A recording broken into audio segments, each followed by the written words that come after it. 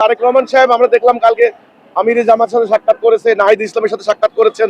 তাহলে এভাবে যদি সাক্ষাৎ করার নজির এক হিসেবে তো কিন্তু এটা ইতিবাচক আমি বলতে পারি যে গুণগত মানের পরিবর্তন বলা হয়। ওনারা লন্ডনে ছিলেন, লন্ডনের রাজনৈতিক সংস্কৃতি প্রায় এরকম, তারা চেষ্টা করছেন বাংলাদেশে পরাজিত প্রার্থীর ঘরে গিয়ে বিজয়ী প্রার্থী কৌশল বিনিময় বা পরাজিতরা বিজয়ীদেরকে অভিনন্দন জানানোর একটা সংস্কৃতি চালু করতে চাচ্ছেন।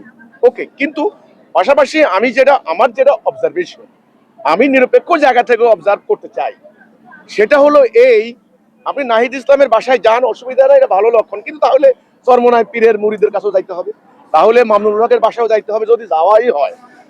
বরং আমি মনে করি একজন প্রধানমন্ত্রী যিনি হতে যাচ্ছেন, উনাকে অত্যন্ত মেরুদণ্ড সোজা করে, উনাকে মাথা উঁচু করে শক্ত একজন শাসকের ভূমিকা, আমি কিন্তু স্বৈরাচারকে ইঙ্গিত করছি না, মানে শক্ত রাষ্ট্র পরিচালক কিন্তু মায়ের কোল না, এটা কিন্তু শাসক। যেমন আমাদের যেমন সংসারের পিতা যেমন খুবই মানে শক্ত অবস্থান না নিলে কিন্তু সংসারটি মানে শান্তিপূর্ণ হয় না, ঠিক তেমনি তো তারেক রহমান সাহেব এই জিনিসটা উনি করবেন। কারণ কি, উনি কিন্তু জনগণের ম্যান্ডেট নিয়েছেন, এটাকে বলা হয় ল্যান্ডস্লাইড ভিক্টরি, মানে ভূমিধস বিজয়, 200 আসনের উপরে ওনাকে জনগণ সমর্থন দিয়েছে।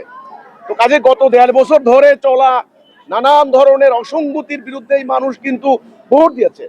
তো কাজেই উনি কিন্তু চাইলে বাসায় আমন্ত্রণ করে তাদের জন্য ভালো আয়োজন করতে পারতেন।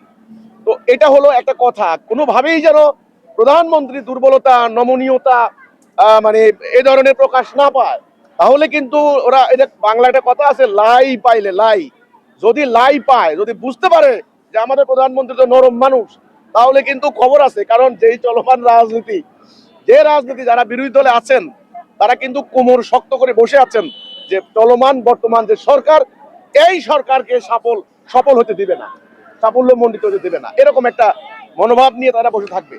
সেজন্য হ্যাঁ, ওনারা গিয়েছেন, ভালো কথা, বাট প্রধানমন্ত্রীকে আমি বলবো আগামী দিন শক্ত অবস্থানে থাকবে, এটা আমার দাবি হবে, এই হলো কথা।